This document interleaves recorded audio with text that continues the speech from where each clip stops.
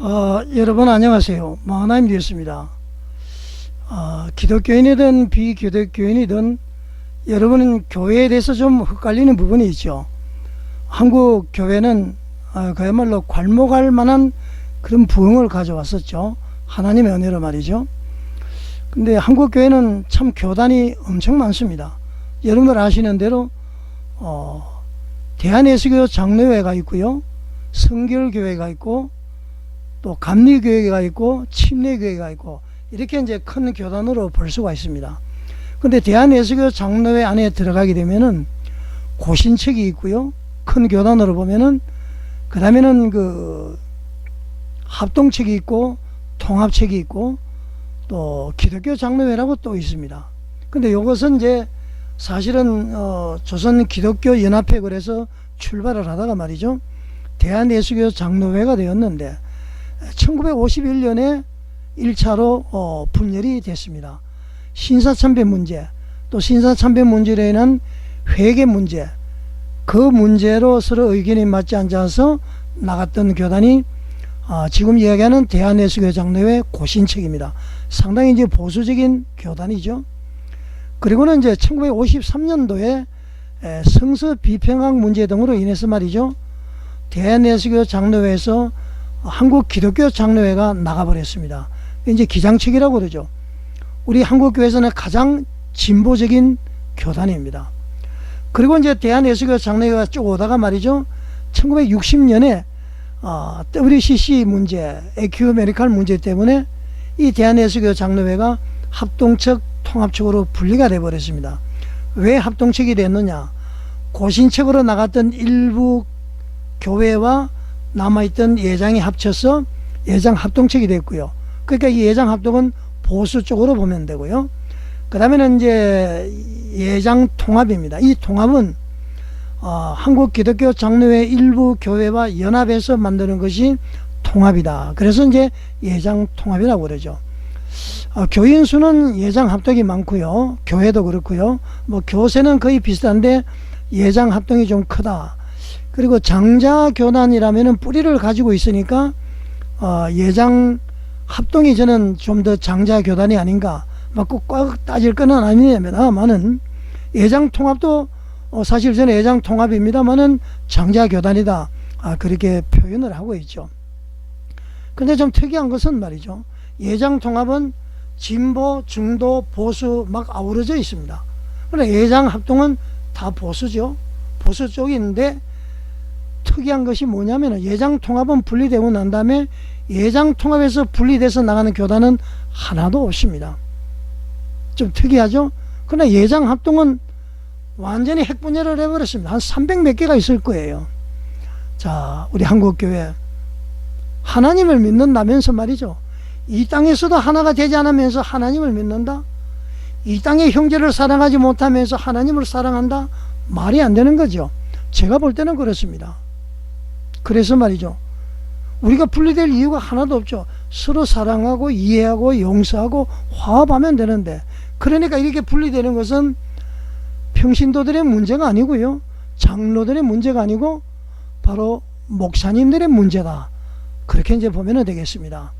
그래서 사랑의 교회 설립자이신 고 옥하는 목사님께서 말이죠, 그런 말씀을 하셨어요. 한국교회 문제는 평신도의 문제가 아니다, 교육자들의 문제다.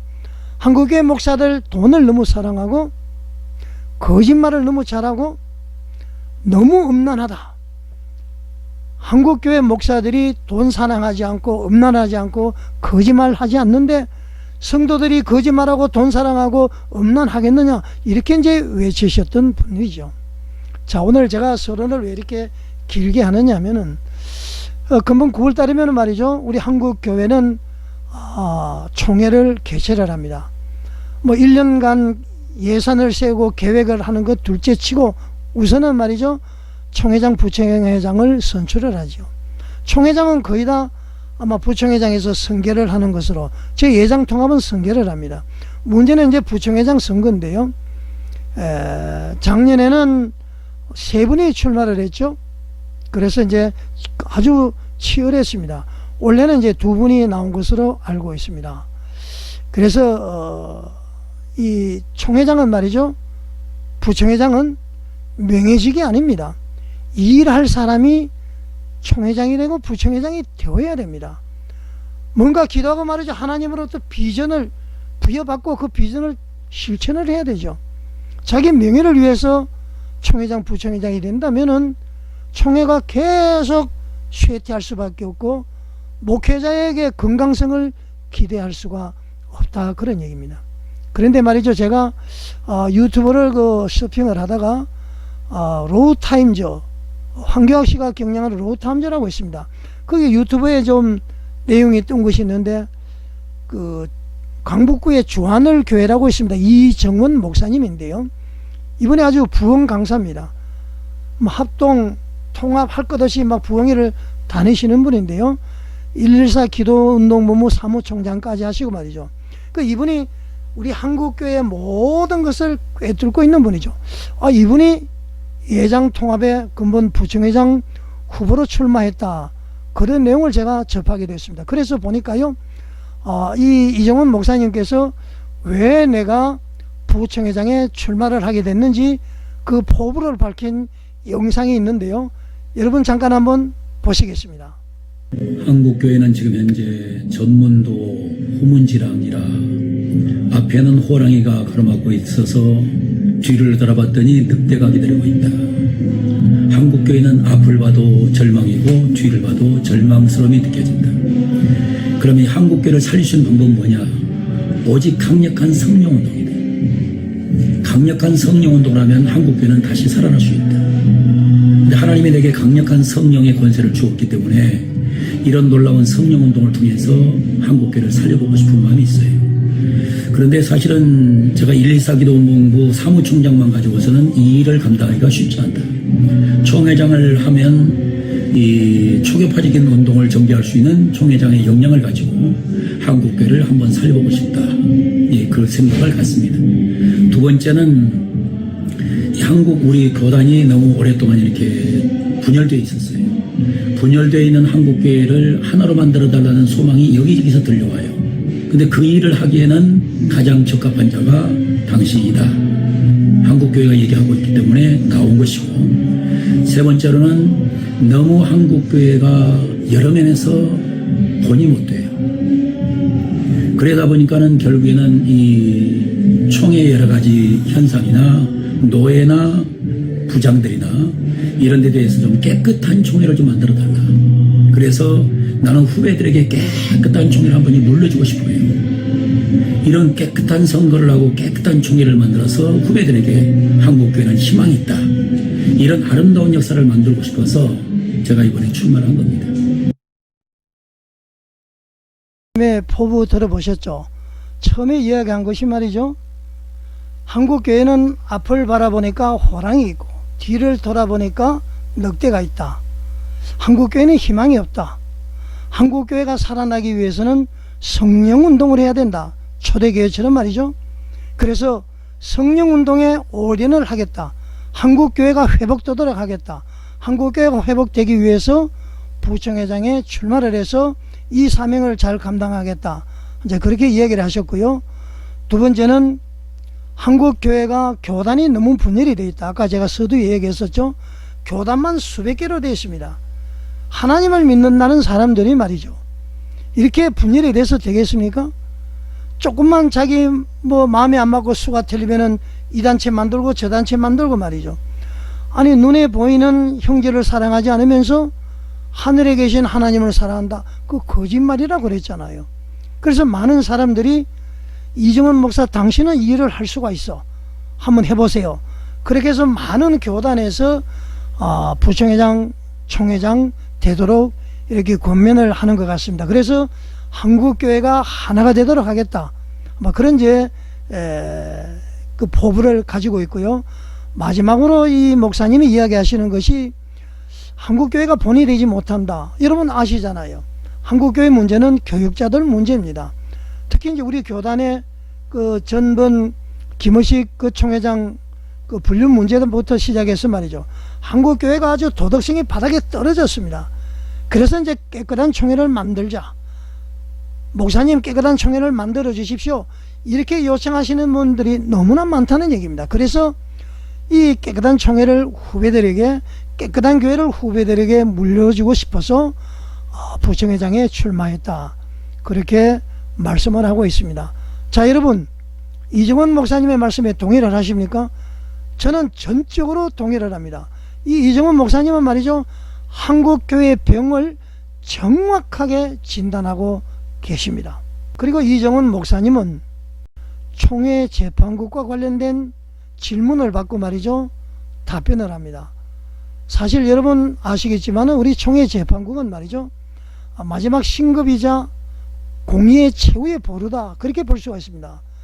근데 오늘날 우리 예장통합총회 재판국은 말이죠, 그 인본주의적인 판결로 인해서 교회를 신뢰를 잃고 있습니다.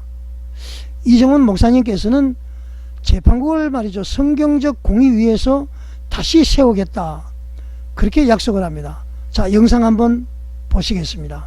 재판국은 우리 대법원 기능만 하면 돼요. 법리심만 하면 돼요. 근데 고등법원에서 재판한 것을 다시 지금 재판하는 것이 우리 총회 재판국이에요. 이건 제가 하지 말라 그랬어요. 아시다시피 제가 정치부장 하면서 우리 총회 재판국을 다 정리했어요. 깨끗이 정리했어요. 그리고 3심제 골격만 유지하고 대법원 기능만 해라. 그런데 자꾸만 불러요. 근데 그 안에 뭔가 음흉한 게 있다고 봐요. 그러니까 부르는 거예요. 나는 이것을 제 기능을 감당하는 재판부로 돌아오면 끝난다고 봐요. 구체적으로는 딱 한 가지, 대법원 기능만 해서 법리심만. 자, 여러분, 이정원 목사님 얘기를 들어보셨죠? 무슨 얘기냐면은 이 재판국에 사실 말도 많고 탈도 많습니다. 그러니까 총회 재판국은 대법원의 역할을 해라. 사실 심리를 하지 말고 법률 심리만 해라. 법률적으로 판단해서 기각을 하든 파기 환송을 하든 하면은 된다. 물론 이제 파기 재판하는 경우도 있을 겁니다만은, 그리고 이제 노예 재판국의 자질만 향상을 하고 말이죠, 제대로 교육만 하면은 노예 재판국에서 노예 사정을 가장 잘 알기 때문에 총회에서는 그 길잡이 역할만 하면 된다. 왜 총회 재판국에서 원고 피고를 불러서 사실 심리를 하느냐? 그 이유는 음흉한 생각이 있기 때문에 그렇다. 내가 정치부장일 때 정리를 했는데 다시 부패해 있다, 그런 얘기입니다. 저는 말이죠, 이정원 목사님의 이 견해에 100% 동의를 합니다. 우리나라의 국법처럼 말이죠, 대법원은 법률심만 하면 돼요. 그리고 재판국의 자질이 다 향상이 돼야 됩니다. 정치적으로 말이죠, 지연, 학연, 혈연, 그냥 이렇게 말이죠, 이런 재판국은 되서는 안 됩니다. 여러분, 신뢰가 바닥에 떨어집니다. 김희식 목사의 그 불륜 문제도 말이죠, 서울 북부지방법원에서는 모텔에 출입만 한 것만 해도 간통으로 인정을 해버렸는데, 우리 총회는 어떻습니까? 모텔에 갔다 오고 말이죠, 교회에서 쫓겨나고 말이죠, 그 영예스러운 원론 목사까지 추대를 못 받고 쫓겨났습니다. 이 모든 정황이 또 본인이 입으로 시인을 했고, 그런데도 말이죠, 불륜 전교가 없다. 그러니까 성관계하는 장면이 직접 없어서 불기소한다, 그런 겁니다. 이 교회가 말이죠, 세상법도 못 따라가고 있습니다. 우리 이정원 목사님의 이 진단에 100% 동의를 하고요, 꼭 부총회장, 총회장 되어서 우리 한국교회 개혁의 시작을 우리 예장통합이 됐으면 좋겠습니다. 자, 그리고 말이죠, 이정원 목사님은 뭐 여러가지 중에 마지막으로 하나를 소개를 드립니다. 자, 여러분, 목회자 이중직 문제 있죠. 교인들이 말이죠, 없다 보니까, 쉽게 말해서 교인들이 헌금이 줄어들다 보니까 생활이 어렵잖아요. 그래서 그 목사님들의 생계 유지를 위해서 목회 말고 다른 직업을 종사하도록 하면 어떻게 하느냐, 이 질문에 대해서 이정원 목사님은 이렇게 답변을 했습니다. 영상 한번 보시겠습니다. 이제 보니까는 제가 교회를 보니까 문제는 뭐냐면요, 교육 목사 제도도 있지 않습니까? 근데 교육 목사님들을 보게 되면 열정이 없어요. 간절함이 없어요. 그러면 제가 보기에는 이중직을 허락할 경우에는 더 큰 간절함이 떠나갈 거다. 그렇다고 하면 도리어 간절한 목회자들을 중심으로 해서 한국교회를 일으켜야지, 그냥 적당하게 사는 분들을 통해서는 나는 한국교회가 살 길이 없다고 봐요. 아니, 그렇다고 해서 생계 문제가 해결이 안 되는데. 그 부분까지도 그 부분까지도 아까 총회 수익 사업을 통해서 그 부분까지도 지금 해결할 방법을 찾아보겠다. 지금 그러고 있는 중에 있습니다. 자, 여러분, 이정훈 목사님의 진단에 대해서 여러분들 어떻게 생각합니까? 교육 목사들도 말이죠, 전도사들도 지금 열정이 많이 식었다. 만약에 이중직을 허락하면은 그 열정이 더 식어질 것이다. 다른 말로 이야기하면은 목회는 직업이 아니다. 먹고 살기 위한다면은 목회를 하지 말아라. 일반 직장을 가져라. 이 말씀이나 마찬가지입니다. 어떻게 먹고 살기 위해서 목회자가 될 수는 없는 것이죠. 목회자는 오직 말씀과 기도에 헌신해야 합니다. 생계를 이유로 부업에 몰두하는 것은 말이죠, 참된 목회의 길이 아니다. 저는 그렇게 생각합니다. 이정훈 목사님은 말이죠, 목회의 본질을 다시 붙잡자, 이렇게 말씀하시는 것 아닙니까, 여러분? 목사님들은 말이죠, 무소불위의 권세를 휘두릅니다, 교회에서. 그럼 목사답게 은행을 해야 됩니다. 아골 꼴짝 빈들에 복음 들고요, 소돔 같은 거리에 사랑 안고 찾아가시는 분들이 과연 얼마나 있을까요? 꽃길만 걸으려고 합니까? 그야말로 말이죠, 내 자식이 물가에 가면은 물에 빠져 사망할까봐 끌어당기죠. 억지로 들어가면은 매를 때려서라도 꺼냅니다. 그런 심정으로 말이죠, 아, 저 사람 보니까 지옥 가는구나. 나는 목사지, 평신도들은 직장 다니지, 나는 목회 전념하니까. 그런 사람들을 말이죠, 물에서 건져야 됩니다. 강 건너 생명줄을 던지는 분들이 바로 목사여야 된다, 이런 얘기입니다. 그런 열정을 가지면은 말이죠, 지금 기독교인들이 얼마 되지 않습니다.